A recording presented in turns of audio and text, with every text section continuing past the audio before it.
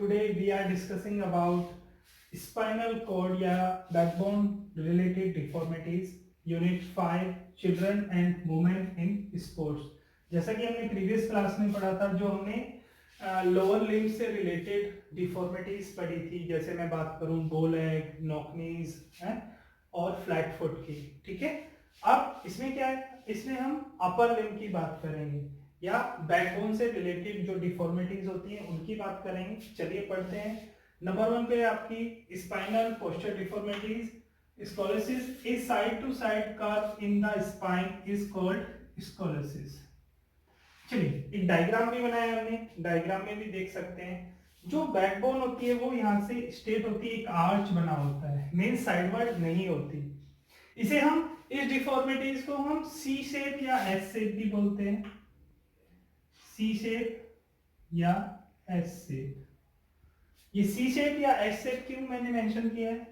सी shape का मतलब है आपकी जो ये बैकबोन है, ये इसकी जो मींस फॉर्मेशन या मैं इसकी शेप बताऊं, वो सी शेप की भी हो सकती है और एस की भी हो सकती है। जैसे आपने बहुत से पर्सन देखे होंगे कि उनका एक शोल्डर डाउन रहता है, डाउनवर्ड रहता है, तो इससे इफेक्ट कहाँ पड़ रहा है? अगर मेरा ये शोल्डर डाउन होता है इस साइड, तो मेरी बैकबोन भी इस साइड डाउनवर्ड होगी।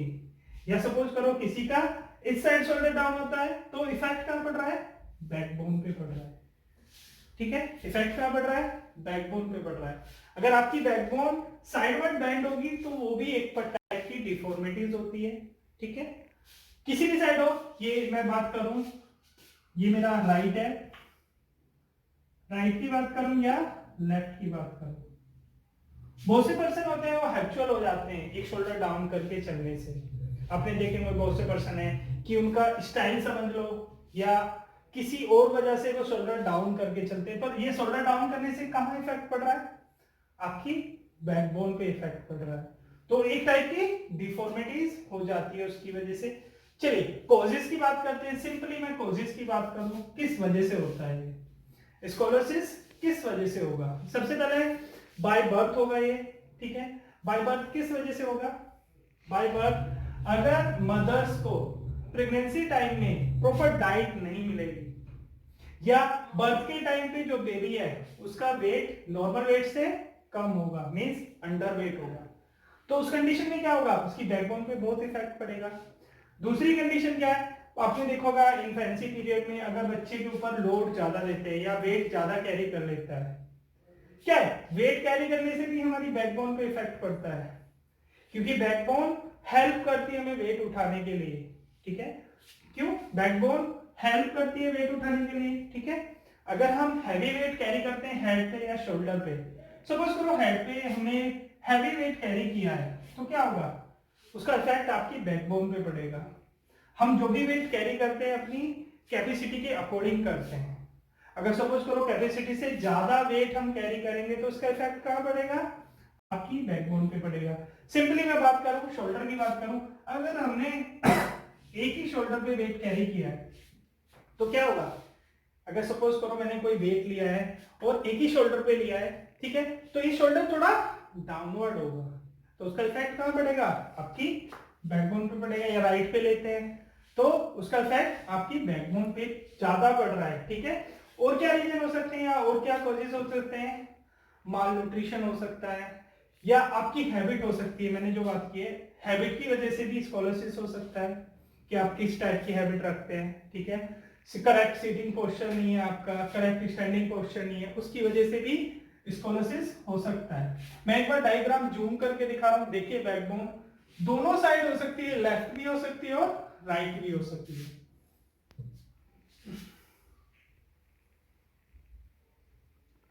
ठीक है, जैसे हमने आज की क्लास में आपको डायग्राम से सारी चीजें दिखाई थी, जैसे नॉकनीज के लिए भी डायग्राम दिखाया था, बॉल एक्स के लिए भी डायग्राम दिखाया था। या फिगर दिखाने से क्या होता है, हमारे माइंड में वो चीज सेट हो जाती है कि इस कंडीशन में अभी क्या है, आपकी ऑनलाइन क्लासेस चल रही हैं, मींस लाइव क्लास नहीं चल रही है। अगर लाइव क्लास चलती तो किसी भी पर्टिकुलर को हम ऑब्जेक्ट बना के, किसी भी पर्टिकुलर स्टूडेंट को ऑब्जेक्ट बना के आपको दिखा सकते थे, बट यहाँ किसका यूज करना पड़ रहा है? हमें डायग्राम का यूज करना पड़ रहा है। ओके, चलिए और क्या कॉजेज होगा? चलिए एक पहला कॉजेज मैं बात करूं, congenital means a form of scoliosis present at birth, ये बर्थ से ही रहता है, ठीक है। सेकंड की बात करूं, infantile scoliosis that occurs in patient 0 to 3 years old, ठीक है। सबसे ज्यादा प्रॉब्लम कहां होती है, ठीक है, अगर इन्फेंसी पीरियड की बात करूं मैं, या 0 to 3 ईयर की बात करूं, छोटे बच्चे होते हैं, उनको इतनी नॉलेज नहीं होती कि वेट कितना उठाना है, डाइट में क्या लेना है, ठीक है। जैसे मैं बात करूं माल न्यूट्रिशन की बात करते हैं, माल न्यूट्रिशन से क्या होता है, देखिए बोन किस चीज से बनी होती है, कैल्शियम और फास्फोरस, और कैल्शियम और फास्फोरस हमारी डाइट में बहुत कम होता है, उसका परसेंटेज कम होता है, पर उसकी नीड हमें ज्यादा होती है। अगर वो नहीं लेंगे तो हमारी बोन पे इफेक्ट पड़ेगा, बोन की डेंसिटी पे इफेक्ट पड़ेगा, ठीक है। आगे बात करें तो 0 to 3 ईयर कहना क्या है, 0 to 3 ईयर, और सेकंड आ गया juvenile scoliosis that occurs in patient 4 to 10 years old, ठीक है। सबसे मेन मैं बात करूं, आपकी हैबिट पे डिपेंड करता है पोस्चर डिफॉर्मिटीज। सबसे मेन क्या है, आपकी जो हैबिट है, हैबिट क्या है, बहुत से पर्सन है वो बिल्कुल करेक्ट स्टैंडिंग पोजीशन में जो खड़े होते हैं, बिल्कुल बॉडी स्ट्रेट रहती है। बहुत से पर्सन है ज्यादा देर खड़े होने के बाद में एक शोल्डर डाउन कर लेते हैं, तो वो क्या है, वो हैबिचुअल हो जाते हैं, ठीक है। हैबिचुअल होने से क्या प्रॉब्लम आती है, पोस्चर डिफॉर्मिटीज को फेस करना पड़ता है। कोई भी डिफॉर्मिटीज होती है, अभी हम स्कोलोसिस की बात कर रहे हैं, इसके बाद काइफोसिस की बात करेंगे, उसके बाद लॉर्डोसिस की बात करेंगे। तो ये 3 टाइप की डिफॉर्मिटीज है आपकी बैकबोन से रिलेटेड, ठीक है। आगे चलते हैं, अब आया आपका एडोलसेंस। एडोलसेंस जो होती है scoliosis that occur in patients 11 to 18 year old. देखिए स्टार्टिंग कहां से हुई थी स्कोलोसिस की, इन्फेंसी पीरियड से, बाय बर्थ से मैं बात कर रहा हूं, बाय बर्थ से हो रही थी। वो क्या कोर्स था, अगर किसी बच्चे का नॉर्मल वेट नहीं है, उससे कम है, तो उसकी वजह से हो सकती है, माल न्यूट्रिशन की वजह से हो सकती है, इन्वायरमेंटल फैक्टर या हैबिट की वजह से हो सकती है, ठीक है। एडोलसेंस में क्या प्रॉब्लम आती है, यहां पर आपका वर्कलोड ज्यादा हो जाता है, तो जो आपकी करेक्ट पोजीशन होती है या करेक्ट पोस्चर आता है, उसको आप मेंटेन नहीं कर पाते। बहुत से बच्चे को या बहुत से स्टूडेंट को ये भी नहीं पता है कि हमारा करेक्ट पोस्चर क्या होना चाहिए, जबकि time to time teacher remember करते रहते हैं, रिमाइंडर देते रहते हैं, आपको रिमाइंडर करते रहते हैं कि आपकी बैकबोन स्ट्रेट रहनी चाहिए। तो बैकबोन स्ट्रेट होने के क्या फायदे हैं, अगर आपकी बैकबोन स्ट्रेट रहेगी तो आपको कोई किसी भी टाइप की डिफॉर्मिटीज नहीं हो सकती, ठीक है। शोल्डर की भी बात करती है हमने, शोल्डर डाउन नहीं होने चाहिए, अप नहीं होने चाहिए ज्यादा, ठीक है, ना शोल्डर ज्यादा बैकवर्ड होने चाहिए, ना ज्यादा डाउनवर्ड होने चाहिए। चलिए आगे चलते हैं, अडल्ट की बात करेंगे। अडल्ट स्कोलोसिस में बी आइडियोपैथिक और डेजेनरेटिव इन कोज, ठीक है। अडल्ट में जैसे आपने सुना होगा, अगर हम बात करें, जब आप अभी जो नॉर्मल कंडीशन चल रही है, जो भी चल रहा है, आफ्टर 30 हम एजिंग एज स्टार्ट कर देते हैं, आप समझते हैं आफ्टर 30 या 35 के बाद में एजिंग एज के सिम्टम्स हमें दिखाई देने लगते हैं। एजिंग एज में क्या प्रॉब्लम होती है, एजिंग एज में आपकी बोन्स वीक होना स्टार्ट हो जाती है, मींस उस टाइम में जो आपके ऑर्गन्स की जो फंक्शनिंग है वो थोड़ी स्लो डाउन हो जाती है। उसकी वजह से क्या होगा, अगर आपकी बोन वीक होने लगेंगी तो बोन डेंसिटी कम होने लगेगी, बोन डेंसिटी कम होगी तो ये इस टाइप की डिफॉर्मिटीज जल्दी होने के चांसेस रहते हैं, ठीक है। और भी कॉजेज हैं, जैसे मैं कॉजेज की बात करूं, स्कोलोसिस का कॉजेज क्या होगा, अगर आप गलत एंगल पे स्लीपिंग करते हैं उसकी वजह से भी स्कोलोसिस हो सकता है, ठीक है। चलिए अब नेक्स्ट चलते हैं हम, स्पाइनल पोस्चर डिफॉर्मिटीज आएगी आपकी काइफोसिस, काइफोसिस की बात करते हैं, ठीक है। ये जो बैकबोन, देखिए बैकबोन 3 पार्ट में हम डिवाइड कर सकते हैं, एक लोअर, एक अपर, एक मिडिल पार्ट। तो मिडिल पार्ट को हम लेटिवियल कर्व बोलते हैं, ये जो स्कोलोसिस वाली प्रॉब्लम होती है कहाँ पर होती है? लिटरेचर कर्व में होती है। लिटरेचर कर्व में ये सबसे ज्यादा प्रॉब्लम मींस राइट भी हो सकता है और लेफ्ट भी हो सकता है। इसे आप खुद करेक्ट कर सकते हैं जैसे साइडवर्ड एक्सरसाइज करके, ठीक है, जो साइडवर्ड बेंडिंग करते हैं उससे भी करेक्ट हो सकती है, या जब हम करेक्टिव मेजर्स बताएंगे आपको साथ में एक्सरसाइज भी देंगे, ठीक है। और इसे वैसे भी करेक्ट कर सकते हैं आप प्रॉपर डाइट लेके, ठीक है, अपनी हैबिट चेंज करके, ठीक है। अब नेक्स्ट आते हैं हम काइफोसिस के, ठीक है। आपका स्पाइनल कॉर्ड डिफॉर्मिटीज या बैकबोन से रिलेटेड डिफॉर्मिटीज, लॉर्डोसिस। लॉर्डोसिस जैसा डायग्राम में आपको दिख भी रहा होगा, जो लोअर बैक होता है मींस बैकबोन का जो सबसे नीचे वाला पार्ट होता है, लंबर रीजन होता है, उसमें ये डिफॉर्मिटीज होती है। मेनली आपने देखा होगा जो ओबेस पर्सन रहते हैं, जिनमें ओबेसिटी ज्यादा रहती है, तो उनकी जो बैकबोन है वो लंबर रीजन या लोअर बैक से इनवर्ड हो जाती है। देखिए ये इनवर्ड होती है। इनवर्ड किस वजह से होती है? मींस जो ओबेस पर्सन होते हैं उनकी एब्डोमेन आगे की तरफ ज्यादा होती है, ठीक है, चेस्ट बैक होती है, शोल्डर भी बैक हो जाते हैं, और ये बैकबोन अंदर की तरफ हो जाती है, ठीक है। लंबर रीजन में होती है प्रॉब्लम लॉर्डोसिस, ठीक है। आगे चलते हैं। This is defined as the abnormal curvature of spine at front. Here the hips tend to stand out and the front of the pelvic tilts forward. Lordosis और hollow back भी बोल सकते हैं हम lordosis को, ठीक है। ये भी नोट करें अगर इस टाइप का कोई क्वेश्चन आता है कि lordosis या hollow back किस डिफॉर्मिटी को बोलते हैं, तो वो कौन सी है? lordosis है, ठीक है। Is a common defect. This state may occur as a compensatory adjustment to the deviation in the spine above the lumbar region. Main problem कहाँ होती है? आपके लंबर रीजन में, ठीक है। जैसे मैं पहले भी बोल चुका हूँ कि ओबेस पर्सन को ज्यादा चांसेस रहते हैं लॉर्डोसिस होने के।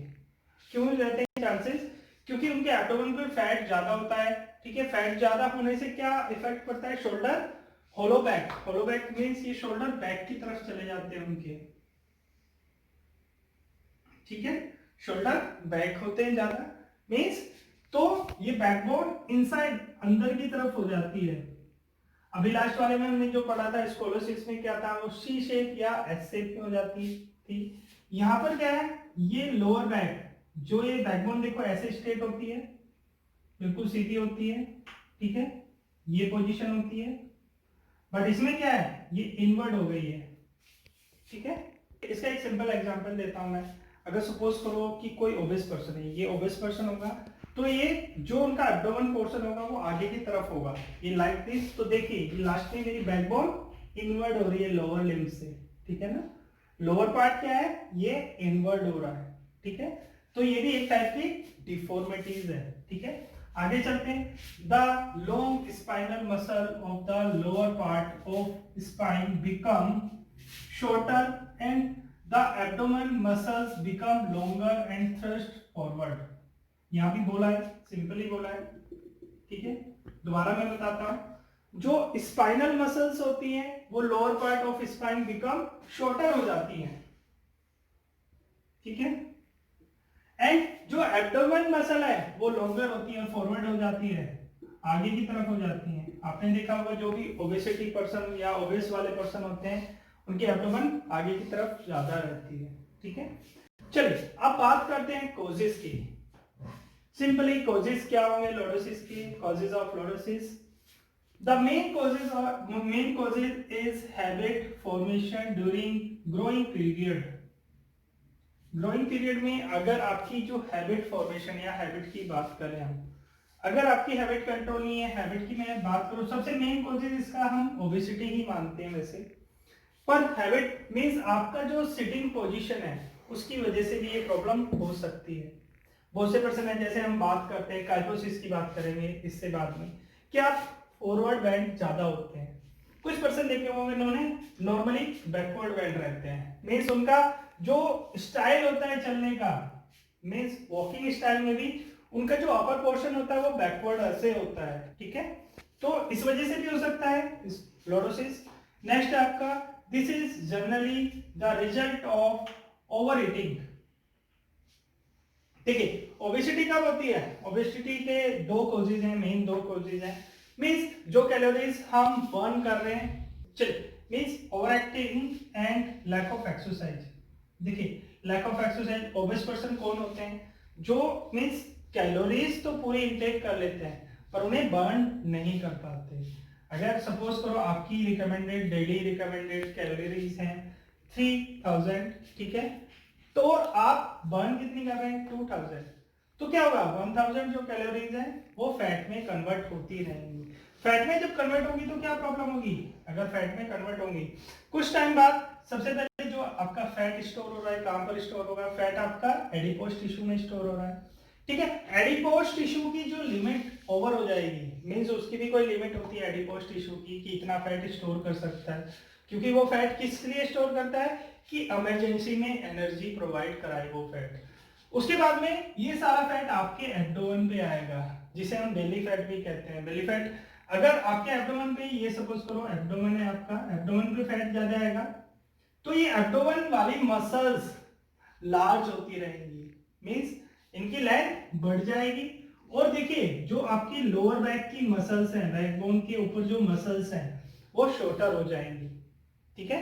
तो ये एक कर्व बन जाएगा यहाँ पर आपकी बैकबोन में, ठीक है, होलो बैक की तरह, मींस ये एक कर्व बन जाएगा, ये भी एक प्रॉब्लम है, ठीक है। आगे चलते हैं।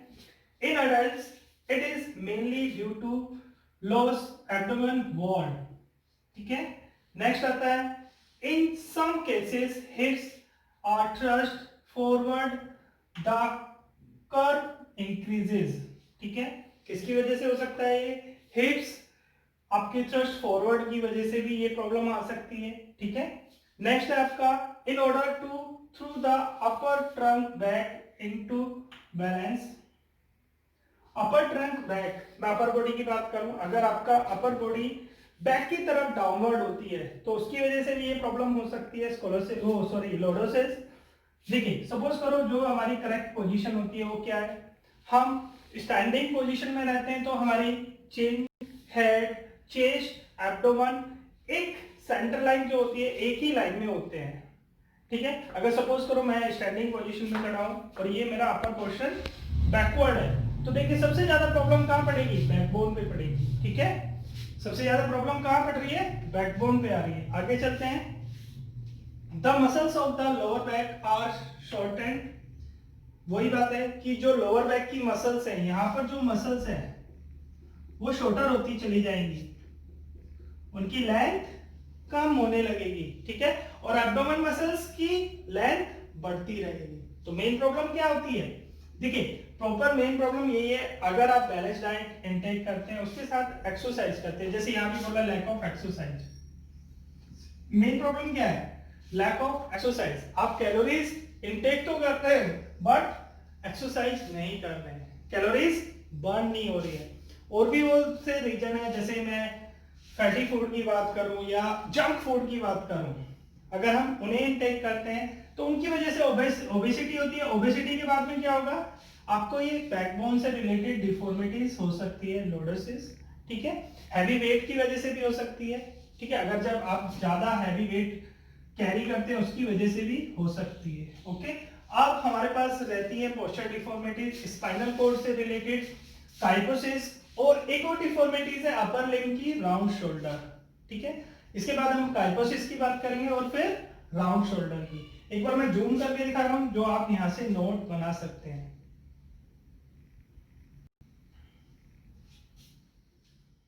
आपका स्पाइनल कॉर्ड से रिलेटेड डिफॉर्मिटीज काइकोसिस, ठीक है। काइकोसिस में मेन क्या कारण, मेन कॉजेस क्या होता है, किस वजह से होता है, या काइकोसिस में क्या प्रॉब्लम होती है। सबसे ज्यादा प्रॉब्लम क्या है काइकोसिस की, कि जो आपकी अपर बॉडी है, अपर बॉडी डाउनवर्ड हो जाती है, या मैं बात करूं जो स्पाइनल कॉर्ड पे इफेक्ट कहां पड़ता है, अपर पोर्शन पे पड़ता है, जो नेक से जॉइंट रहता है वो फॉरवर्ड बैंड हो जाता है। चलिए, it is an abdomen increases in flexion of the spine, example outer curvature of spine with round shoulder। हमने राउंड शोल्डर की भी बात की है, दोनों टॉपिक एक साथ है, राउंड शोल्डर भी है इस साइड में, ठीक है। मीन्स जो अपर पोर्शन है वो किसकी वजह से होता है, उसके कॉजेज बहुत होते हैं। जैसे स्टूडेंट के लिए क्या कॉजेज होगा कि जो उनका स्टडी हैबिट है या पढ़ने का तरीका है वो फॉरवर्ड बेंड करके पढ़ते हैं, उसकी वजह से भी काइटोसिस हो जाएगा। या आपका कोई भी वर्किंग करने का जो मेथड है, स्टाइल है, उसमें आप अपर बॉडी फॉरवर्ड बेंड करते हैं, उसकी वजह से भी हो सकता है। ठीक है, चलिए आगे चलते हैं। हेड ड्रॉपिंग फॉरवर्ड, इसमें भी बोला है हेड ड्रॉपिंग फॉरवर्ड। मींस जो ये अपर पोर्शन होता है ये आगे की तरफ बेंड होता है या फॉरवर्ड बेंडिंग होता है, उसकी वजह से काइटोसिस हो जाता है, resulting in A hump toward the back. It mainly caused due to wrong habit of standing. देखिए इसमें बताया hump towards the back। देखिए अगर हमारा अपर पोर्शन, प्रैक्टिकली करके दिखा रहा हूं, अगर ये शोल्डर या हेड आपके डाउनवर्ड होते हैं तो ये जो बैक शोल्डर होता है ये हम पोजीशन ऊपर की तरफ आ जाता है। जो बैक शोल्डर होते हैं आपके ऊपर की तरह उठ जाते हैं। इस डिफॉर्मिटीज को हम चेक कैसे कर सकते हैं कि बहुत से पर्सन है वो अगर सिटिंग पोजीशन में भी होंगे तो फॉरवर्ड बेंड होंगे, या वॉकिंग या स्टैंडिंग पोजीशन में भी होंगे तो उनका जो ये ऊपर वाला पोर्शन है फॉरवर्ड बेंडिंग होगा। ठीक है, आगे चलते हैं। It is mainly caused due to wrong habit of standing. देखिए रॉन्ग हैबिट की बात की है, जैसे हमने पहले भी बात की है, जो स्टैंडिंग पोजीशन होती है वो करेक्ट कब मानते हैं हम, जब आपकी चिन, चेस्ट, एब्डोमेन एक स्ट्रेट लाइन में होते हैं। ठीक है, ये नहीं कि आपका हेड अपवर्ड है या ज्यादा डाउनवर्ड है। ठीक है, चेस्ट आपकी फॉरवर्ड रहती है। ठीक है, आगे चलते हैं, कॉजेस की बात करते हैं, कॉजेस ऑफ काइटोसिस। ठीक है, habit of holding the head forward in abnormal manner. बहुत से पर्सन होते हैं उन्हें हैबिट होती है कि उनका हेड फॉरवर्ड ही रहता है। जैसे हमने बात की थी, अगर आप पढ़ रहे हैं, ठीक है, कोई भी चीज या स्टडी कर रहे हैं या बैठे हैं या कोई भी काम कर रहे हैं, तो आपका जो हेड है वो स्टिल होना चाहिए, ऐसे ही रहना चाहिए। ठीक है, स्टैटिक पोजीशन होनी चाहिए, ये नहीं कि आप आगे की तरफ बैठे। बहुत से बच्चे पढ़ते हैं तो बुक को ज्यादा क्लोज रखते हैं। ठीक है, बुक को आपको ज्यादा क्लोज नहीं रखना है। ठीक है, कितनी दूर होनी चाहिए, 30 सेंटीमीटर आपकी डिफरेंट होना चाहिए, या डिस्टेंस कितनी होनी चाहिए, 30 सेंटीमीटर होनी चाहिए। अगर डिस्टेंस कम होगी तो क्या होगा, आपको अपनी बॉडी फॉरवर्ड बेंड करनी पड़ेगी। फॉरवर्ड बेंड करेंगे, ठीक है, स्टार्टिंग में आपको प्रॉब्लम नहीं होगी। जब ये प्रॉब्लम आपको हो जाएगी, जब आप हैबिचुअल हो जाएंगे, जब आपको प्रॉब्लम होनी स्टार्ट होगी। जैसे मैं बात करूं बैकबोन में, आपने बहुत से केस सुने होंगे कि बैकबोन से रिलेटेड पेन होते हैं। ठीक है, जैसे हमने अभी लॉर्डोसिस की बात की थी, उस कंडीशन में क्या होता है, आपकी जो स्पाइनल कोड है डिस्क स्लिप होने के भी चांसेस रहते हैं। और आपको पता है अगर डिस्क स्लिप होती है तो जो नीचे वाला पार्ट है, लोअर पार्ट है, वो वर्क नहीं कर पाएगा। क्यों नहीं कर पाएगा, क्योंकि बैकबोन से ही आपके सारे सिग्नल्स जाते हैं। ठीक है, जो मैसेज जाते हैं कहां से जाते हैं, आपकी बॉडी को बैकबोन से जाते हैं। ठीक है, आगे चलते हैं। डिफेक्टिव विजन और hearing leads to leaning forward while reading books और राइटिंग। देखिए ये दो चीजें भी इन्होंने मेंशन की हैं। अगर आपको देखने और सुनने में प्रॉब्लम है, ठीक है, देखने और सुनने में प्रॉब्लम है तो ये भी कॉजेस बन सकता है। जैसे बहुत से बच्चों को विजन वाली प्रॉब्लम होती है तो क्या होगा, वो बुक को बहुत पास से देखते हैं, वो बुक को अपने पास नहीं ला रहे, वो बुक के पास जा रहे हैं, तो ये क्या है, अपर पोर्शन फॉरवर्ड बेंड कर रहे हैं। ठीक है, सुनने में प्रॉब्लम है उसकी वजह से भी हो सकती है। ठीक है, आगे चलते हैं। Lack of strength in extensors of spine. देखिए स्पाइन, अगर आपके स्पाइन फ्लेक्सिबल नहीं है या उसकी स्ट्रेंथ में कोई प्रॉब्लम है, जैसे मैं बोन की बात करूं, या आपकी बोन की स्ट्रेंथ कम है, ठीक है, या बोन डेंसिटी कम है, उसकी वजह से भी ये प्रॉब्लम हो सकती है काइटोसिस आपको। क्योंकि अगर आपकी डाइट में प्रॉपर कैल्शियम और फास्फोरस नहीं है, उसकी वजह से ये डिफॉर्मिटीज हो सकती है। आगे चलते हैं। Sudden short height conscious individual tries to shrink himself by forward. बहुत टाइम ऐसा होता है कि जो आपका पर्टिकुलर स्पेस होता है या एरिया होता है, या मैं टेबल की बात करूं, जो आपकी स्टडी टेबल होती है वो परफेक्ट नहीं है, उसकी हाइट आपके अकॉर्डिंग परफेक्ट नहीं है, तो उसकी वजह से भी प्रॉब्लम हो सकती है। ठीक है, जैसा आपने चेयर देखी है, लाइब्रेरी में जो चेयर है वो बैकरेस्ट चेयर है। ठीक है, जो वुड की चेयर होती है वो बैक रेस्ट होती है, ठीक है, स्ट्रेट होती है पीछे से, तो आपकी बैक स्ट्रेट रहती है। तो यहाँ क्या प्रॉब्लम हो रही है कि जो आपकी हाइट है उसके अकॉर्डिंग ही आपकी जो इक्विपमेंट, या मैं टेबल की बात करूं या और किसी चीज की बात करूं, वो उसके अकॉर्डिंग ही होना चाहिए, ठीक है। ये नहीं कि आपकी टेबल की हाइट बहुत कम है, ठीक है, और आपको हर बार फॉरवर्ड बेंडिंग होना पड़ रहा है, तो उससे क्या प्रॉब्लम होगी, उससे आपको कार्पोसिस होने के चांसेस ज्यादा रहेंगे, ठीक है।